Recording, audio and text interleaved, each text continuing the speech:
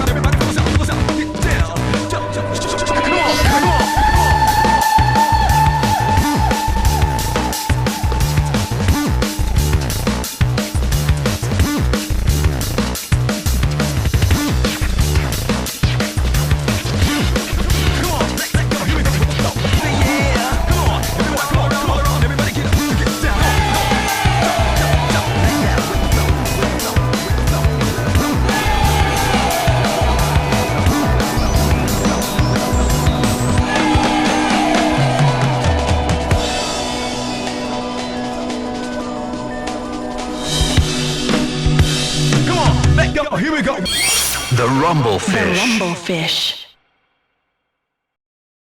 Hello everyone and welcome to the Rumblefish Retrospective, and you might be wondering why the heck we're doing this video today. Why are we spotlighting such an obscure series? Well, part of it is because, as I said, there are so many interesting series out there beyond just the big name titles, and I want to make sure that this show spotlights the wide variety of fighting games that have helped make this genre the diverse, interesting landscape that it is. Also, I made a joke about doing this in the King of Fighters retrospective, and I'm slowly coming to learn that every game I make a joke about, I will eventually end up doing a video on. See you soon, Waku Waku 7. But it's also because of you, the viewers. Specifically, the viewers who signed up for our brand new Patreon. Yeah, don't worry folks, we're getting this plug out of the way early today. We just launched a Patreon, and one of the rewards over there is voting on upcoming videos, so I asked the fine patrons what they want our next retrospective video to be on. And the winner by a country mile was the game I did not expect to win, so this is going to be fun. But enough pre-rambling, let's dive into it. The story of The Rumblefish starts where so many fighting games began. In Tulsa, Oklahoma in the 1960s, where young Susan Eloise Hinton was surrounded by the infighting of two gangs in her local high school. But rather than join in with this rivalry brewing in her own backyard, she picked up a pen and put her thoughts to paper, writing the breakout best-selling novel, The Outsiders. The novel was such a success that it launched her entire career and even sent her to Hollywood, where the legendary director Francis Ford Coppola would take an interest in adapting not only The Outsiders, but the book's sequel, The Rumblefish. And that has absolutely nothing to do with anything that we're talking about today, but yes, there is a novel called The Rumblefish that was adapted into a film by Francis Ford Coppola in the 1980s, and if you Google Rumblefish, that is going to be 95% of the responses that you get, so I had to mention it. Yeah, easily the weirdest thing about this game, and the thing that most people joke about with it, is that it shares the same name with a Francis Ford Coppola movie from 20 years earlier. And the crazy thing is, that's not entirely coincidental. But I'll get back to that later. For now, let's actually talk about the game. The real story of the Rumblefish starts where so many fighting games began, with the death of another fighting game. If you saw our King of Fighters retrospective, then you probably remember this, but here's a little refresher. Thanks to the combination of the arcade scene dying in the late 90s, as well as several poor financial decisions back-to-back, fighting game giant SNK was bleeding money. And so, at the turn of the century, SNK was bought out by Aruzi, who decided that they were going to save the company. Oh wait, no, I meant that they would save money by stripping SNK for parts. They began turning all their franchises into pachinko games and then started shutting down every other side of the company. They started firing employees, canceling projects. They even shut down SNK's American office at a time when video game sales were skyrocketing in America. Yeah, SNK didn't die, it was murdered. But this isn't about SNK, we already covered that, check the card that's popping up right now. No, this is not a story about the Titanic, this is about one of the lifeboats that sailed off into the night. And this particular lifeboat was being rowed by Takashi Nishiyama. Now, if you've been with this channel for a while, then you've heard me talk about Takashi Nishiyama a lot. He created Fatal Fury and co-created King of Fighters and Street Fighter. In other words, he's kind of a big deal to the history of fighting games. Now, Nishiyama had been a director at SNK for several years, but he now found himself powerless to stop what Aruzi was doing. And realizing his choices were leave or sit around and watch something he loved die, he decided to split off, taking several other SNK devs with him, as well as multiple staff members from Capcom. And in 2000, they would form a brand new company, Dimps. Now, after being founded, Dimps hit the ground running, grabbing up every licensed title they could. Yeah, opening up your own game studio is expensive, so they relied on bigger companies like Sammy or Bandai Namco to hire them to make games out of the properties that they owned, such as Sonic Advance, Digimon Battle Spirits, One Piece Grand Battle, Inuyasha Feudal Fairy Tale, and biggest of all, Dragon Ball Z Budokai. Yeah, the first Dragon Ball fighting game to really blow people's minds and make them feel like they were actually controlling scenes from the show, that was Dimps.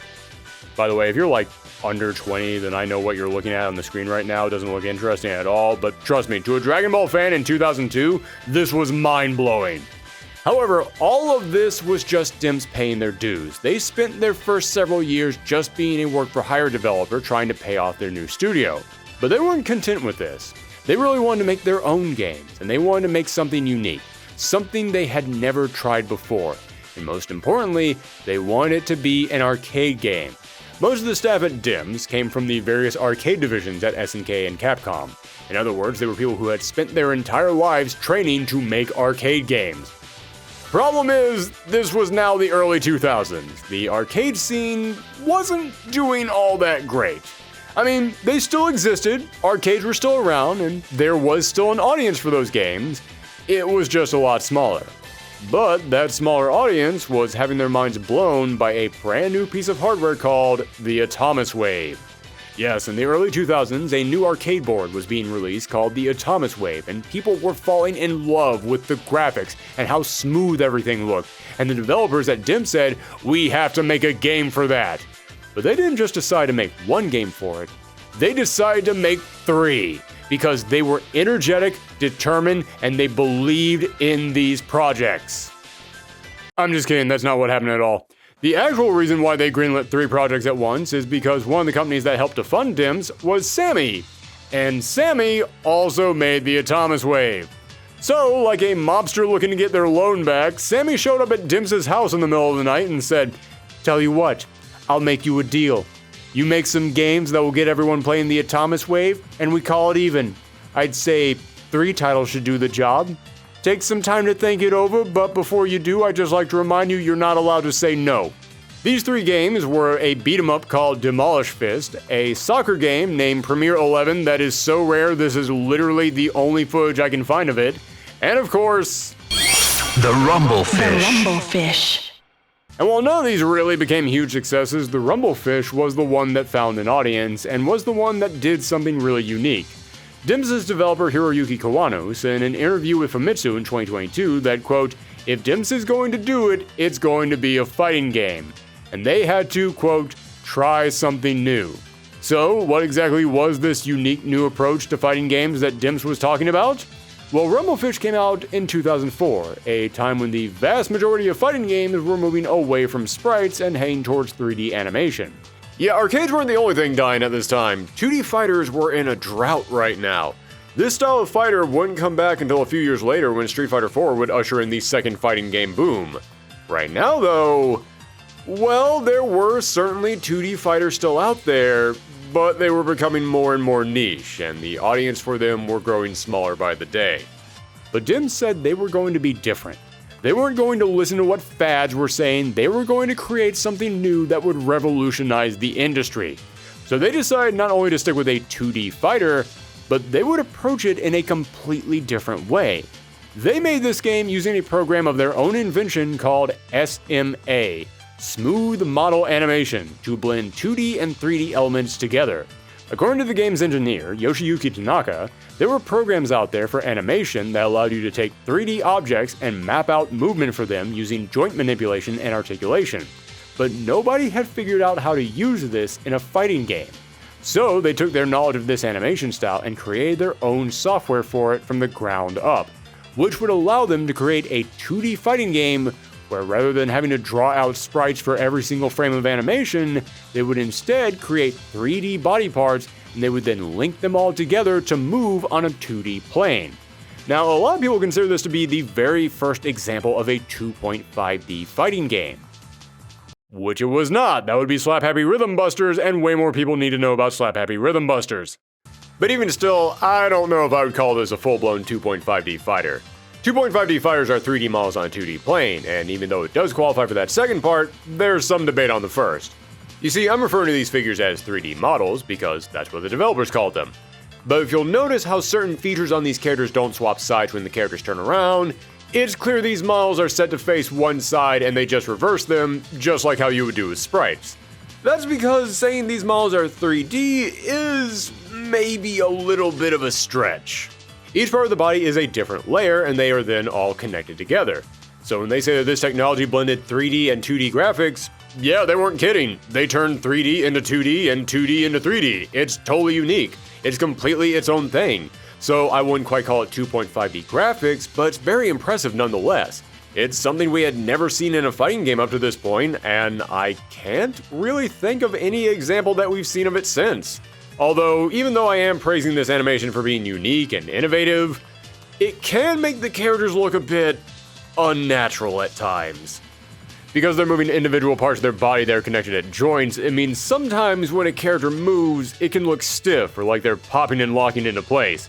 And to disguise these 3D models, they code the entire thing in a thick, crunchy, cel-shaded style, and personally, I love cel-shaded art, but it does cause the screen to kinda wobble at times. But despite these problems, there was one big advantage that came from using the SMA system. Because they could animate the body parts individually and then reuse frames, or more accurately, 3D models for different animations, that allowed them to do something that almost no other fighting game had been able to accomplish at this point, at least not up to this level. Battle damage. Yeah, before, if you wanted to give a character battle damage in a sprite game, you'd have to redraw every line of animation with the new damage look. But here, each character would have multiple parts of their body that could be changed when it got damaged, whether it be ripped clothes, messy hair, scratched up skin, and the developers would only have to remake that one part of the body. Then they would just take that brand new body part they made and connect it to the rest of the body like Legos.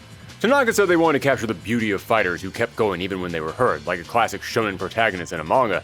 And on some level I feel they succeeded. It did create an experience unlike anything we had seen in any other fighting game at the time. I mean, there were 3D games out there that allowed you to change your character model around mid-fight, such as the aforementioned Dragon Ball Budokai games, also made by Dims, but those games were just slapping a new skin on top of an existing model. And there were games like Fighting Vipers that allowed you to break characters' armor in different chunks depending on where you hit them, but that armor was an additional model on top of a 3D model that was just popping off of it. But Rumblefish wasn't changing a skin around, and it wasn't just removing a layer from a 3D model. Rumblefish was altering specific parts of the overall model, so that way you could get increasing battle damage effects that stuck with you throughout your entire arcade run, visually creating a new experience as you played, and using cel shading to disguise these 3D models to make them look like sprites. And they were doing it all on a 2D plane, something that was still, to this point, almost completely unheard of. As I said, many people consider this to be one of the earliest 2.5D fighters out there, and even though I don't consider it to be 2.5D myself, you can definitely see the DNA of these later games here in Rumblefish. This is definitely the precursor to the art style that would dominate the fighting game community in just a couple years. But here's the other important thing about these battle damage models. This is where the name Rumblefish came from. The game's director, Masaharu Omori, said that the breakaway clothes and the armor reminded him of betta fish, also known as Siamese fighting fish. These are a type of fish that if you put them in a bowl together, they will rip each other apart until only one of them is left. And he said that there was a beauty in the way they fought, but it was still savage as they would literally tear parts of the other fish off, which made him think of these breakable character models. And betta fish are also known as Rumblefish. In fact, if you look at the logo for Rumblefish, you can see two of these betta fish swimming around it.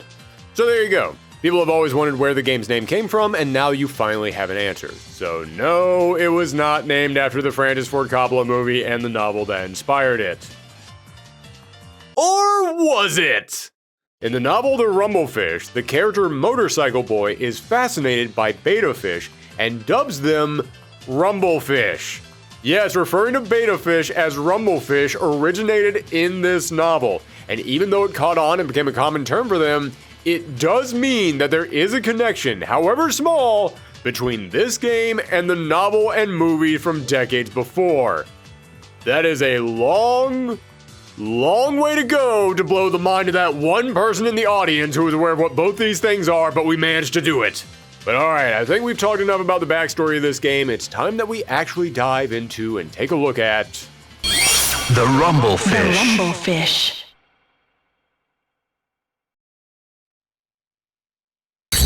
Stop your emotion. We will now begin the FFS.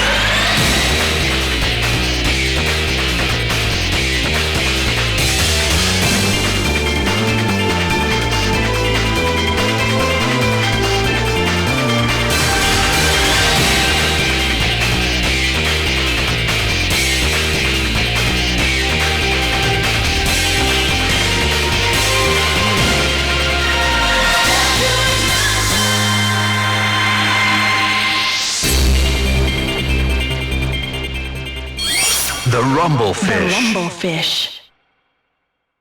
The Rumblefish was released in arcades in Japan in March 2004, and as I've said, it might not have made the biggest splash upon its arrival, but there was something special about this game that drew people in. Outside of its original animation, the game also had a grungy, edgy urban aesthetic, while also being bright and colorful with memorable designs that stood out from the far more muted down and desaturated look that a lot of other franchises were going for at the time. But where this game really stood out was in the combat. This was a 5-button fighter, light punch, strong punch, light kick, strong kick, and a dodge button, and these buttons could easily be combined together for combos that pretty much anyone could pull off. That's because much like Darkstalkers, Rumblefish used a chain combo system. You can make 3-hit combos by going from one attack to another attack at the same level, or to an attack of a higher level. So in other words, you could go from light punch to light kick to strong kick, light kick to light punch to strong punch, light punch to strong kick, you get the idea. And you might hear that and think, wait, so you can only do 3-button combos? To start with, but there is so much customization that you can do after that.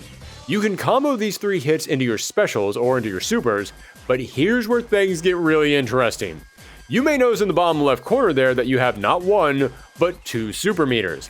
An offense meter and a defense meter. The offensive meter builds up as you attack, and the defensive meter builds up as you block. And each of these meters gives you access to different abilities.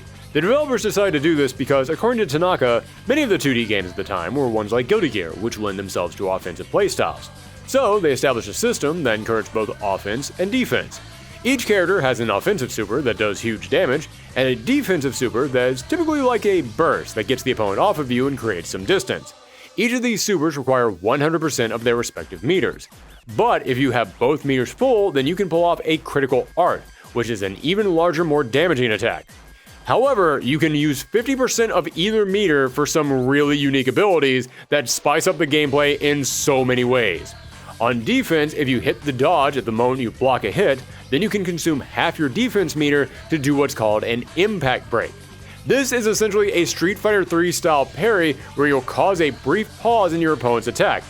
Now, you might hear that and think that means that you can then counterattack in this opening, and you can, but the opening is so small.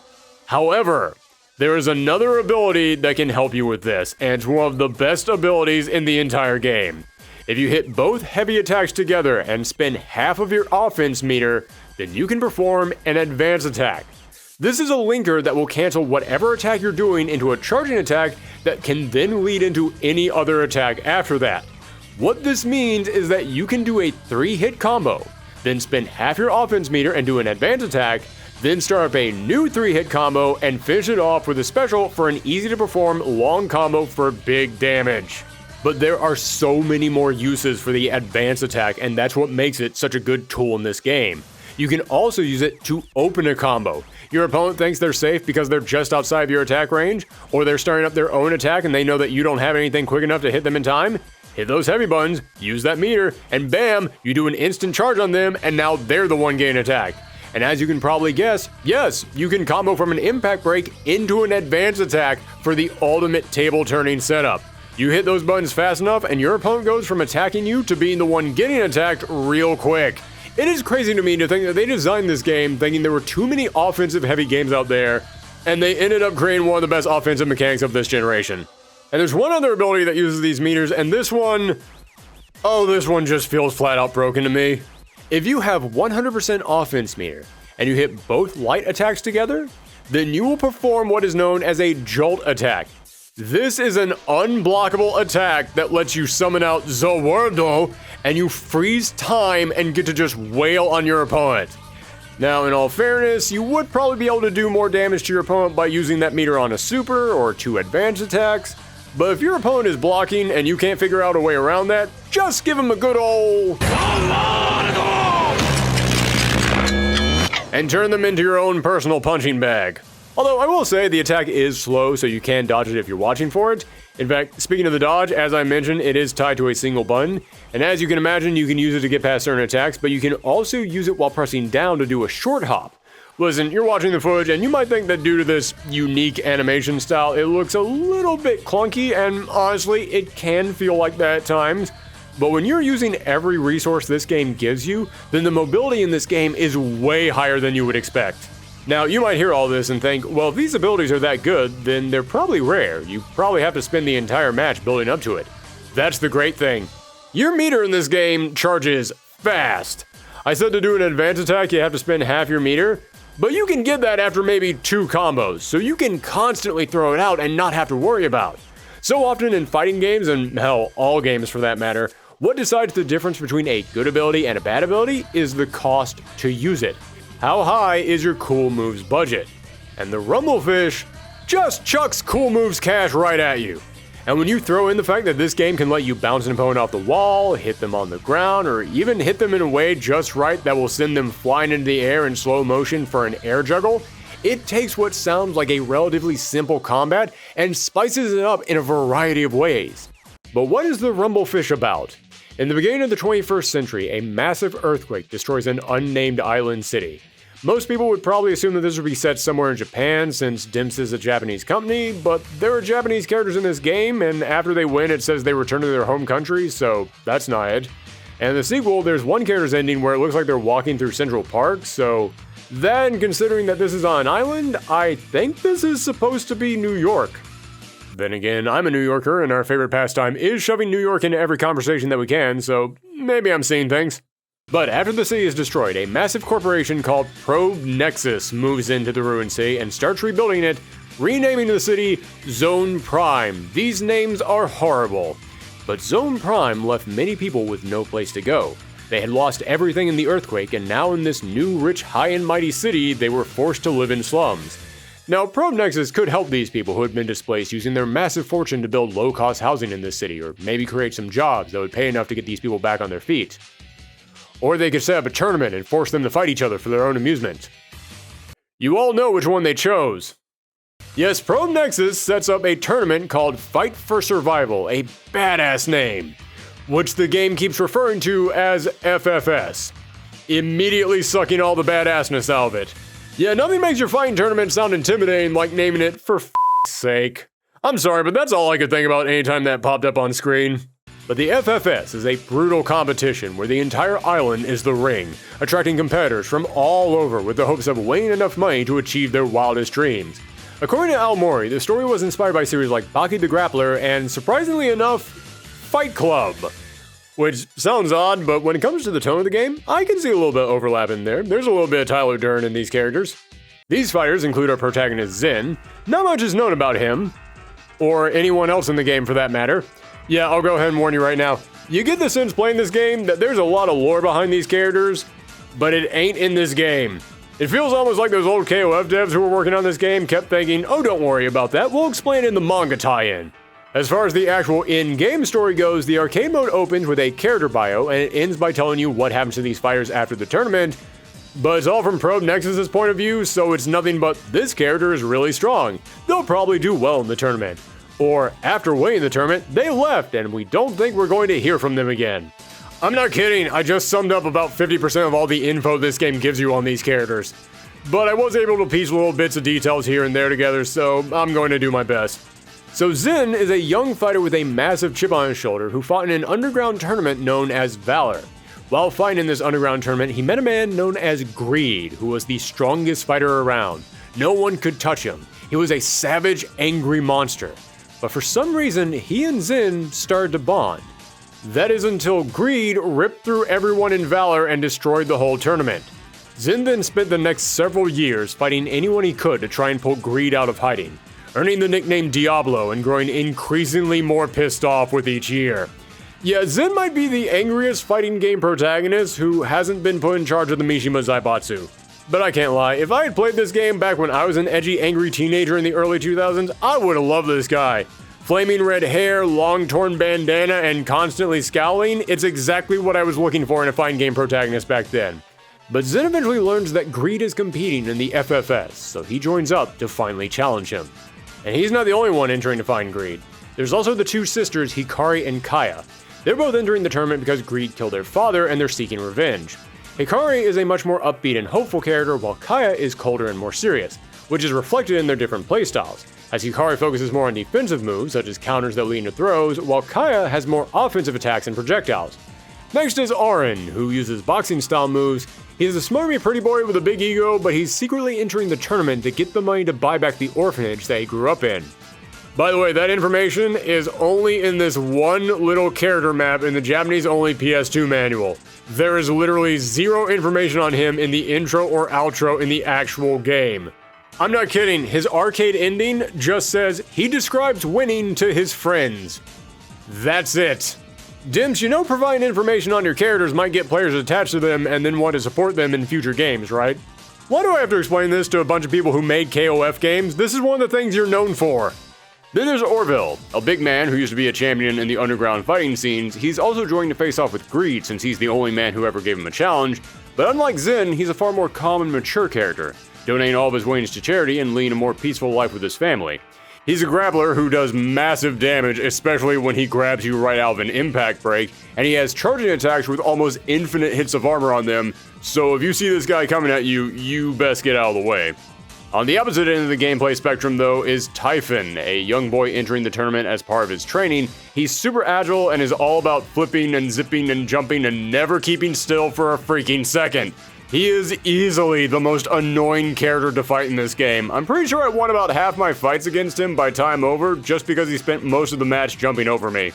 Another super agile character is Garnet, who specializes in powerful kicks. She's a thief entering the tournament for the prize money, and, let's just say she's also who the developers probably envisioned when they came up with the breakable clothing mechanic. Then there's Viren, a violent man who mostly fights using weapons. He's entering the tournament to use the money to create his own gang. And lastly, there's Boyd, a character who uses powerful punches and has a mechanic where he builds up stocks with certain moves, then uses those stocks to enhance other moves. Boyd really embodies that this game had a ton of lore that they did not want to tell you.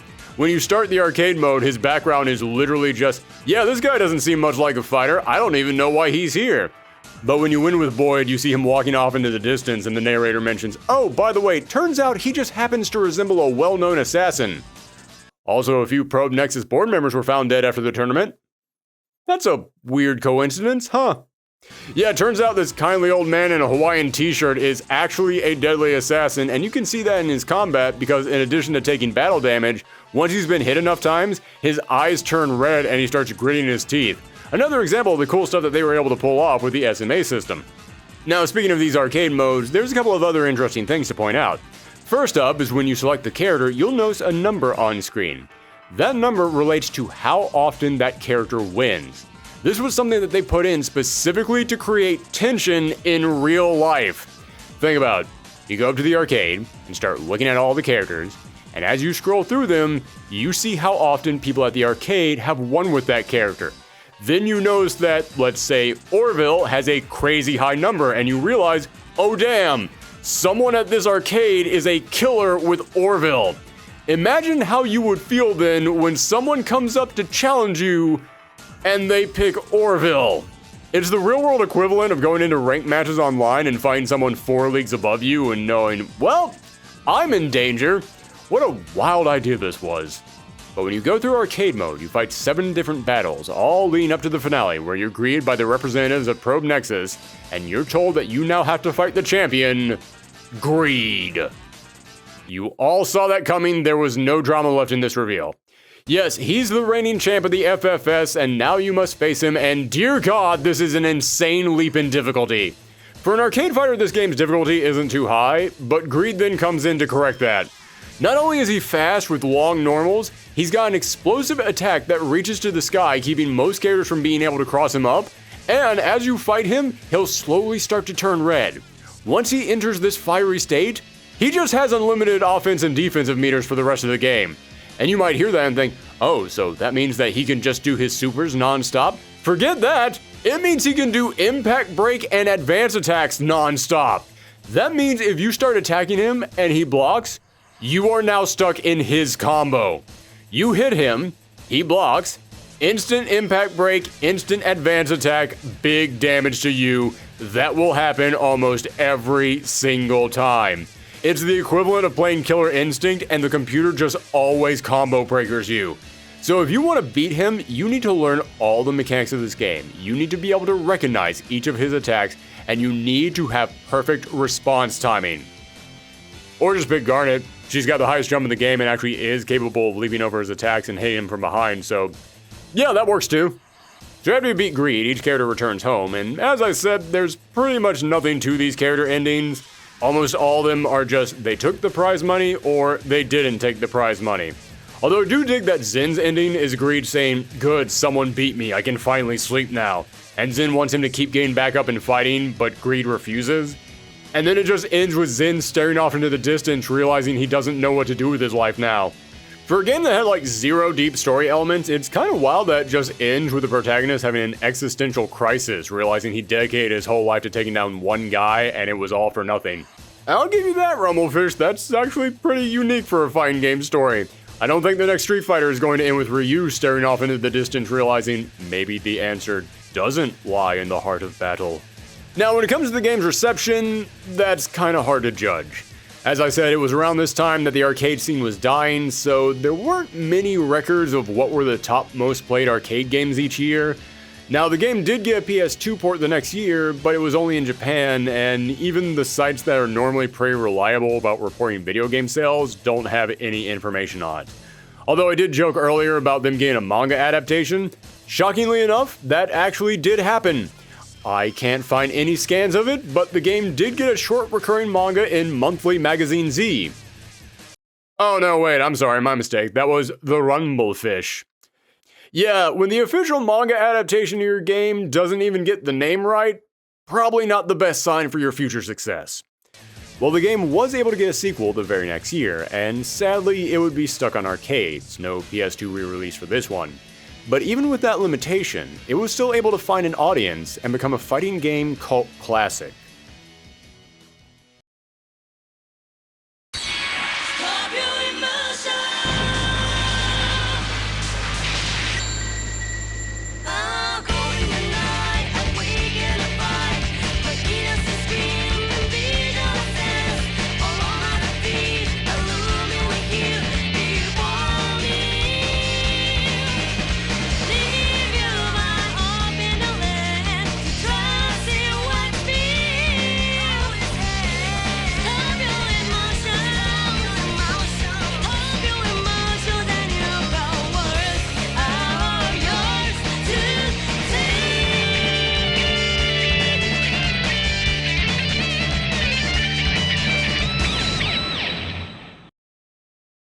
The Rumblefish 2.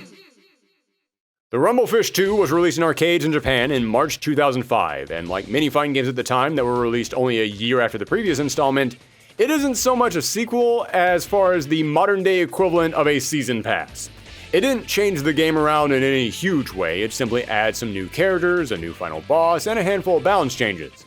But those handful of changes vastly improve the gameplay. I'll let you in on some behind-the-scenes details here. Normally when I do these retrospectives, I play through the games in order so that way I can better understand how the games change and grow. But because of some technical issues, I had to play the Rumblefish 2 first for this one. And going from the second game to the first game was like deflating the wheels of your bike. Rumblefish 2 feels so much smoother. And that makes sense. Remember, the SMA system that Dimps was using was created from the ground up for the first game. They literally had to build that whole game from scratch. There was no guide and no blueprints out there of how to use this system to make a fighting game. So even though I do really like the first Rumblefish, I think that is a good game. I think it is a lot of fun. It can feel clunky at times. But with the Rumblefish 2, they had an extra year to figure everything out, and now it all feels so much better. Moving, dodging, comboing, it's all improved. And the combat itself has been enhanced as every single character received brand new moves, with some characters feeling completely different. I really didn't care for Orville in the first game, but now he's one of my favorites in this roster. The slight adjustments to his existing moves and the one or two new abilities that they gave him make him far more fun. But here's where the big changes come in. In the previous game, you had an offense and defense meter, and you could use half of these meters for specific moves, or you could use all of the meter for super moves. But now your offense and defense meter have 3 stocks to them, and this changes everything.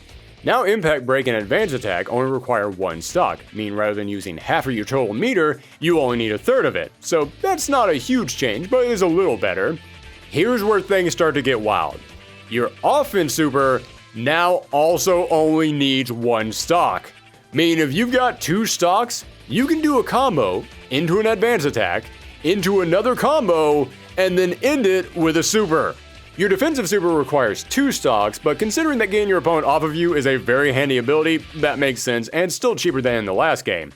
Speaking of your defensive moves, the Impact Break is far easier to do now because rather than simply creating a tiny opening in your opponent's attacks, now if you successfully pull off an Impact Break, your opponent is actually slowed down for a moment. And when your opponent is stuck in slow motion, even for a second, it makes it so much easier to counterattack them. Now I should point out in the first game, you could perform what was called a double Impact Break, which would require you hitting the dodge button twice, and this would slow down your opponent and increase your window to counterattack them, but it would also require 100% of your defense meter. Now you just need to hit the dodge button once and use up only a third of your meter, so it's better in every way. The Jolt Break also saw a huge change for this new game. In the last game, you had to spend your entire offense meter to pull it off, which makes sense, it's an unblockable time stop. But now, guess what? It also only requires 1 stock of your offense meter. It no longer freezes the opponent in place though, instead it launches them into the air in slow motion, but it's still unblockable and you can still jump up there and start hammering away at them. It is still an incredibly good ability. And I'm not even done! There's now brand new abilities to spend your resources on that makes this gameplay even more varied and customizable. There's now the Impact Blow, a move where if you hit the opponent with an attack that would knock them back or into the air, you can hit the dodge button and spend 1 bar of offense meter, and now your opponent can't recover. Yeah, you know how in fighting games, if you knock your opponent away, then they can recover in the air so that way you can't just keep comboing them? Spend 1 stock of offense meter, you get to keep comboing them. Combine that with the fact that this game increases the stun time when your opponent is hitting walls, and you get to do crazy long strings just using basic specials and smart meter management. But that's all technical stuff. That's stuff that requires frame data knowledge and perfect timing and looking up combos online. What about the flashy additions? What's that big new addition in here that's just going to draw all the eyes to the cabinet? Now, if you hit 1 light attack button and 1 strong attack button of a different type, in other words, light punch, strong kick, light kick, strong punch, and you spend 1 stock of both your offense and defense meter, then your character can enter into Boost Drive. This is a power-up state that is unique to every single character. Yeah, every character gets their own install. They get a dark dimension in this game. Zen powers up all of his special moves. Orville gains super armor. One of the new characters just gets giant revolving hearts that do damage on hit. And again, it's for only a third of your 2 meters. I had heard people talk highly of Rumblefish 2 for a long time, but I had only ever played Rumblefish 1 because it's the only game that got a home console release and I can't emulate games without setting my PC on fire. So playing it for this retrospective was the very first time I ever actually got to try this sequel out. And yeah, I totally get it. I get why this has the cult following that it does. At its core, Rumblefish is very basic. There are 3 hit combos that you can perform easily going from one button to another. But when you layer that with the wild amount of abilities that can extend the combos in so many different ways, the Rumblefish becomes like a fine steak. The meat underneath might not be anything special, but if you know all the different spices to put on top of it, it becomes a 5-star meal. So now that we know how the sequel spiced up the gameplay, who are our new fighters? Well, as you can imagine, every character from the last game returned, but now there were 4 additional fighters.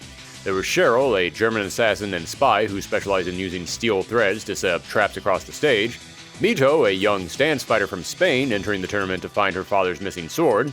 Bazoo, a savage shark-like boxer from Australia. He's got super slow attacks, but he still covers a long distance with his reach, and he can smack the ground to cause debris to fall on his opponents. And lastly, from England, there's Lude, a young energetic tournament fighter who signs up to prove himself against Zen and Greed. Lude isn't exactly the new protagonist of the game, but he's definitely the new poster boy. They splattered his face all over this game. Anytime that you look up any material on the Rumblefish 2, his face is front and center. Which is so weird to me because he's a very energetic and goofy character, and at this time, many fighting games were going from more lighthearted protags to darker, edgier characters, and here we had the exact opposite. We went from the guy who was gritting his teeth so hard he was cracking his fillings, to a guy who feels like he was designed specifically to be a Shonen Jump protagonist. Now, I mentioned that there were several advancements made from the first game to the second, and you can really see that in these new fighters. We got stance fighters, we got someone setting up traps, Lude has a heat meter that allows him to perform EX moves. This is all stuff that they couldn't have figured out back in that first game. Heck, Lude even has a feature where if he gets damaged enough, he gets big puffy swollen cheeks, and then you can use his defensive super to heal that back. That doesn't sound like anything special, but is a level of animation detail that they could not have done in the first game. So those were the new playable characters, but there was a handful of other new faces hidden around the game. First up is the new boss, Beatrice. She's the granddaughter of the former owner of Probe Nexus, and when her grandfather stepped down after the last game, she took over. She starts the match off with full offense and defense meter, but at least it isn't infinite like it was with Greed. Then again, she attacks so often and perfectly blocks all of your moves that both of her meters are constantly rising, so they might as well be infinite. Beatrice loves to load the screen up with energy projectiles. She is one of the biggest zoners in this game, with some attacks literally filling up the entire bottom half of the screen. She also has one of the most shocking armor breaks because she looks all professional and businesslike on the outside, but if you break all of her armor, you learn that apparently she likes to cosplay as Ivy from Soul Calibur on the weekends. The guys at Dimps really wanted to keep arcade goers pumping in quarters however they could. Also, I have to point this out real quick. As I said, Beatrice and her family have been the ones running Probe Nexus, and her bio, it says that she's from America. So yeah, I'm going to double down on saying that this game is set in the destroyed remains of New York City. Somewhere in the background, while these anime characters are fighting, Snake Plissken is secretly trying to rescue the President of the United States. But there were 2 more secret fights in here. If you finish the first 3 matches off with offensive supers, then Greed will appear and reptile his way into the 4th fight. He's not nearly as hard as he was in the last game, but you only get 1 shot to beat him, so the stakes are even higher. And if you beat the 5th, 6th, and 7th fights with offensive supers, then an 8th match will be added to the arcade ladder and you go up against the brand new character, Hazama. Hazama was the assistant to the former head of Probe Nexus, and now he's working for Beatrice, but behind the scenes he has his own plans and is collecting data on these fighters for a mysterious reason. Which we will never learn because there wasn't a 3rd game, but you can tell he was supposed to be a big deal. Because not only was Hazama now a secret boss fight in this game, but he and Cheryl were also added to the PS2 version of the first Rumblefish, which was released just a few months after the sequel hit arcades. Which is one of the only times I've ever heard of characters from the sequel being retroactively added to the original game. But while Cheryl was there in the base roster, Hazama was a secret fighter. If you beat the game without losing a match, then you would unlock Greed. But after unlocking Greed, you would then have to beat the game again without losing a match, and then you would get to fight Hazama. Yeah, not only did they go back and shove Hazama into the first Rumblefish, but they made him even harder to unlock than the actual boss of the game. So why did Dimps try so hard to make Hazama a thing? I mean, he's the assistant to the head of Probe Nexus. He's not Akuma, he's Wayland Smithers. Well, because he was secretly the one really running the FFS and Probe Nexus. Again, Dimps decided to keep all that lore outside the game itself, so if you just play through the game, you'll have no idea why he's important for any reason. Even his arcade ending in both games just says he goes back to looking for test subjects and continues his experiments. Bet it would have been cool if you had told us what those experiments were for, but whatever, I guess we can just use our imagination. But there you have it, everything that there is to know about the Rumblefish and Rumblefish 2. Dimps' biggest push up to this point to create their own original IP, and sadly their last. Well, okay. They would put out 2 original mobile games in 2012 and 2013, Alien vs. Gunner and Phantom Gate Chronicles, but when it comes to original arcade and console games, yeah, Rumblefish 2 was the end. Which makes me think that this big push from them to create this new impressive technology for this game might not have paid off? What? A bunch of SNK devs spent a lot of money on something that didn't pan out? I'm shocked. Shocked, I say! In fact, Rumblefish 2 did so poorly at the arcades and Rumblefish 1 did so poorly on the PS2 that, as I said earlier, they never ported Rumblefish 2 to anything. Meaning this fan-favorite game was locked in the arcades. Although, that decision might not have been up to Dimps. Remember, Dimps made this game because Sammy hired them to make something for the Atomus Wave, meaning Sammy owned it. And if you watched our BlazBlue retrospective, you probably know where I'm going with this. Sammy spent years trying to merge with Sega, and when Sega hit hard times after the death of the Dreamcast, Sammy slid in and bought them up, merging with them and handing all their IPs over to the Big Blue Hedgehog. At which point Sega proceeded to do nothing with them. So yeah, shortly after the PS2 port of the first Rumblefish came out, Sega looked at those sales figures and said, nope, lock it in the vault. Put it next to Skies of Arcadia and Billy Hatcher because you're never gonna see it again. But after years of fighting for it, Dimps was finally able to get the rights to the Rumblefish back from Sammy. And in 2012, they celebrated this by finally giving fans another arcade port. What? Yeah, after getting the rights to the Rumblefish back, rather than giving audiences a home port like they had been asking for, they instead decided to put out a new version of the Rumblefish 2 in arcades with a few small balance changes. Ah, yes, because that's where you want to go to get eyes on your game in 2012, the arcades. Truly, Dimps had their finger on the pulse of the gaming audience at the time. And shockingly enough, not only did this arcade re-release not do that great, most people don't even know this version of the game exists. So after spending years trying to get the Rumblefish back, Dimps proceeded to throw it right back into their own vault. And then they would spend the next several years going back to the licensed property mines, continuing to put out wave after wave of anime games. But then, after another decade of silence, last year in 2022, Dimps out of nowhere paired up with 3GOO, a studio famous for porting Western IPs to Japan, most notably Dead by Daylight, and they announced that they were going to finally port Rumblefish 2 to all major consoles and would be coming out that very year. This was wild. There was no hint that this was coming at all. It just appeared out of nowhere and it was going to be releasing in a matter of months. This has been a trend recently as many older fighting games have been getting re-releases or have been getting announced to get re-releases. I think a lot of this comes from the rise in popularity of Fightcade and emulation. I think these older studios who have had these games just sitting around their garage for the past 2 decades have begun to look at the internet and say, wait, people are actually playing our old games? And they're doing it for free? Are we just sitting on money over here and doing nothing with it? Yes, the answer is yes. It took you 2 decades to realize this, but yes, you are. The vast majority of people out there would far rather just pay you a reasonable amount of money to get an official re-release of the game, rather than having to go on some website that they don't fully trust, downloading some unknown files onto their very expensive computers in the hopes that maybe they can possibly run this game. But even as far as this growing trend, this was a hell of a turnaround time. I mean, Rage of the Dragons has been announced to be coming back for years now, and there's still no word on that. Fallen Angels was supposed to get re-released last year, and no updates. That Breakers collection did come out, but it took a while to finally get released. But here you had the Rumblefish 2 finally coming out only 5 months after it was announced. That is an insanely fast production time. How are they able to get this done so quickly? Oh, no. Yeah, sorry, but we have to talk about this. When this game was re-released, you could hear a collective deflation sound coming from the Rumblefish fanbase. This re-release cost $30, which for a re-release of a single 2-decade-old game was asking for a hell of a lot, and it had almost no extra content in there. It included a handful of character concept sketches. Yeah, that's it.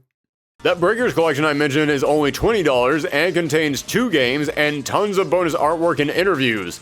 I mean, maybe $30 would have been okay if it included both the first and second games? In fact, why doesn't this include the first Rumblefish?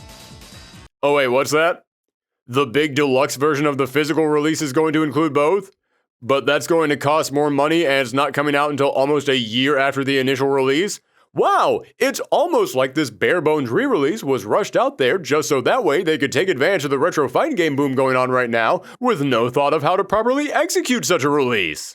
They also kept the weird waviness of the old arcade graphics, which almost every other modern-day emulation of the game got rid of. But all this is either just superficial stuff or minor annoyances. As long as the actual game itself is still good, that's all that really matters. And yes, the Rumblefish re-release still works great. Unless you've been playing Rumblefish for the past 2 decades. Yes, the thing that bothered many longtime players the most, the thing that is the most important to point out about this re-release, is that the game was now locked to a 16:9 ratio rather than the 4:3 ratio. Why was that a problem? Because it meant that now many of your combos that required knocking the opponent into the corner didn't work. Players also found that, oddly enough, many other combos just didn't function the way they remembered them. So there has been a massive outcry from the fanbase to swap this back to how it should be. Problem is, that's not going to happen. Because the sad news is, there's nothing to swap back. Yeah, most people who have spent the last decade playing this game through emulation have been playing the original release of the game. But what 3GOO ported is the 2012 version of the game. So this isn't something that they can just say, oh, our bad, we'll flip the switch to turn it back to a 4:3 ratio. No, in order to get that version of the game in here, they would have to make a completely new port of the earlier version of the game. However, I want to make one thing clear. Despite the price, despite the lack of content, I don't think this is a bad game to play. It's just not the version that Rumblefish fans wanted. But if you haven't spent the last decade learning how to do the perfect corner combo on Fightcade, then yeah, you can pick this game up and you're not going to sit there going, why doesn't this thing that I know how to do not work all of a sudden? You can learn this version of the game. You can have fun with this version of the game. This is still a good game to play. Although there is one additional problem and I can't sweep this one under the rug. Remember the 2 secret characters that you could find in Rumblefish 2, Greed and Hazma? Well, both of them and Beatrice are unlockable in the game. In the original version of the game, that is.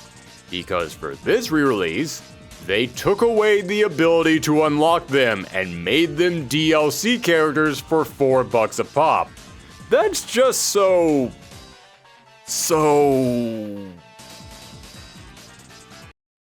Dang it, there's a word for it, but I'm drawing a blank. I remember when they announced that they were going to do a deluxe version of this game and it would include 3 DLC characters, my mind was blown.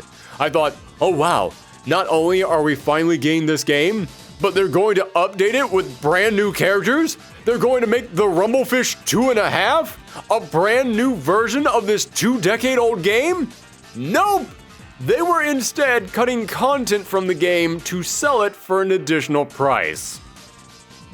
Well, okay. In all fairness, those 3 characters were unlockable on the Atomic Wave version of the game by putting in a password.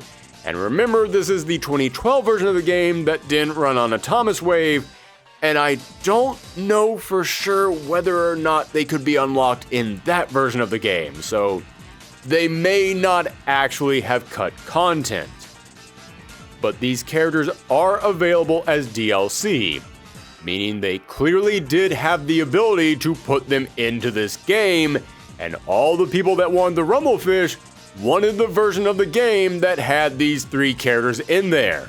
But instead of providing us with the 3 characters that we wanted to make this feel like the complete version of the Rumblefish, they instead decided to charge an extra $12 for them on top of a price that people were already calling too high. $30 is too much for this version of the game, and $42 is way too much.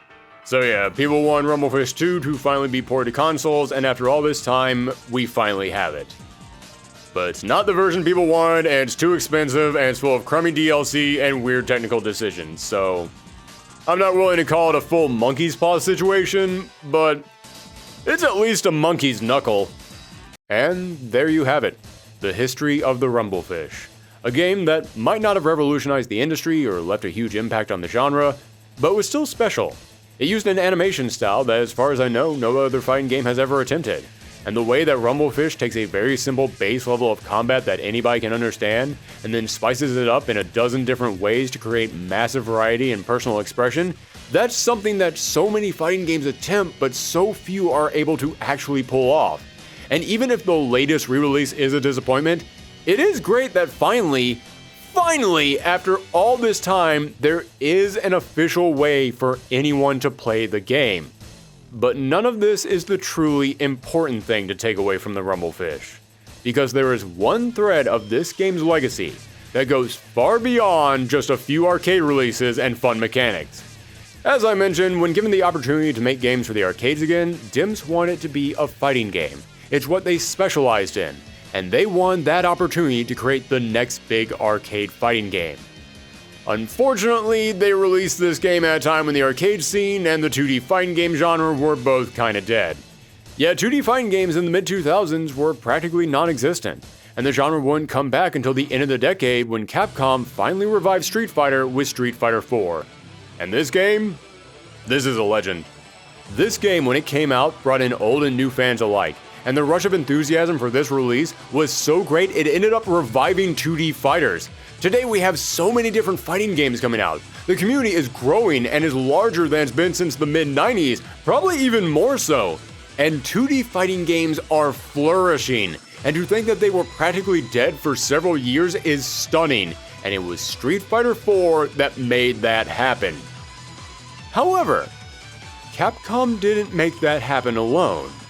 Yeah, everyone gives Capcom all the credit for bringing 2D fighters back with Street Fighter 4, but you have to remember, in 2008, Capcom had been out of the fighting game scene for a while, as well as the arcade scene. So if they wanted to release a brand new fighter, and put it in arcades no less, they would need help. They would need to hire a co-developer to handle a good chunk of the workload. But who could they get to help? It wasn't just Capcom who had been out of the fighting game scene, most Japanese developers had stopped making 2D fighters at this time. So where were they going to find a developer who during the fighting game drought of the 2000s had continued to make 2D fighters for the arcades, let alone one who was willing to work on games based around properties owned by other companies, and was willing to try out brand new technology to create models we'd never seen in a 2D fighter and... Oh, hello. Yes, folks, Capcom needed someone to help them make Street Fighter 4, and that someone was none other than Dimps.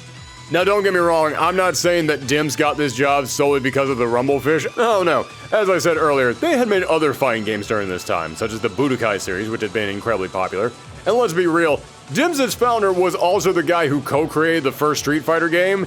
I'm sure that even if it had been over 20 years at this point, he still probably knew somebody at the company.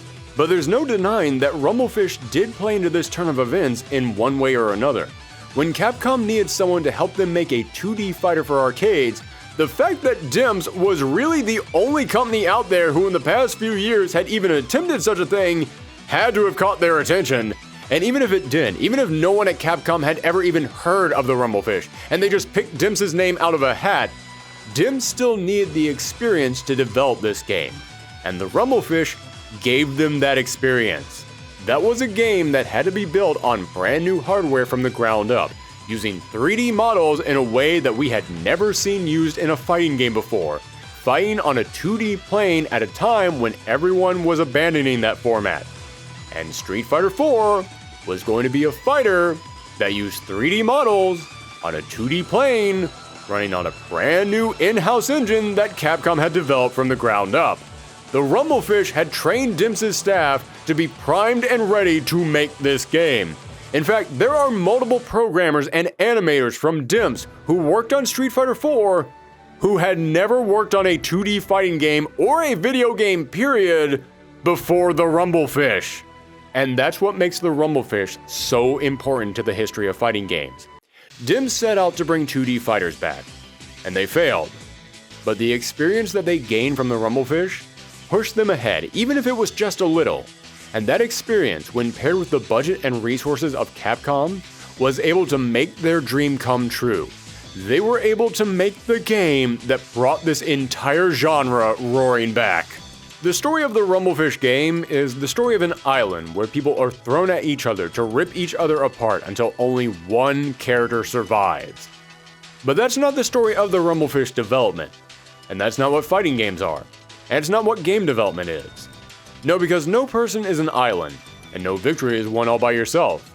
Every success, every push forward, it comes from your teammates and those who have your back, and from the battles that you fought in the past. So often, the biggest champions can only stand because of those that fought before them. And that's why the Rumblefish matters. Because the success of Street Fighter IV, the game that brought 2D fighters back, the game responsible for what fighting games are today, was due to many different team members, each with experiences built up from battles fought on so many different games before it. And the Rumblefish is part of that history. And just as their experience on the Rumblefish helped to push DIMS ahead and they helped to make Street Fighter IV a success, the success of Street Fighter IV circled back around and helped to push DIMS even further. They're still around and kicking to this day, being co-developers on titles like Dragon Ball Xenoverse and the latest Soul Calibur. DIMS began as a team of developers who had been forced to leave their respective companies after they had abandoned their fighting game departments. And they came together because they wanted to do something to celebrate that genre, to bring it back to what they love. And even if their attempt at an independent fighter didn't succeed, it was still a game that pushed them ahead. A game that gave them the knowledge and the experience that they would need to work on another game that would end up leaving an impact. A game that would allow them and the entire fighting game genre to continue to grow and flourish. All because several years before that, a group of developers who had been fired from their respective companies decided not to give up. They decided to come together and fight for survival. Thank you all very much for tuning in today for the Rumblefish Retrospective. I know this is not one of the bigger franchises out there, but as I have said many times before, I want the Fighting Game Retrospective to cover the entire wide genre of fighting games, not just all the big names out there. And as you can see today, sometimes those smaller titles can make a big impression later on. But let me know what you think in the comments down below. Do you know the Rumblefish? Are you a fan of this franchise? Have you never checked it out before, but you might check it out now? Let me know all that and more in the comments down below. Also, let me know any other fighting game that you would want to see me do a retrospective on. This is going to be a big year for the Fighting Game Retrospective here on this channel, and the next one we're doing is going to be kind of a massive one. So if you want to see that, make sure that you click that subscribe button and ring that bell. And if you want to continue supporting this channel, as I mentioned, this video was voted on by the patrons. So if you want to join our Patreon, a link for it will be in the description down below. Thank you all very much for tuning in today. Stay safe out there, and come back next time. You know what? Let me get one more in for the road. The Rumblefish. Rumblefish. Ah, that's the stuff.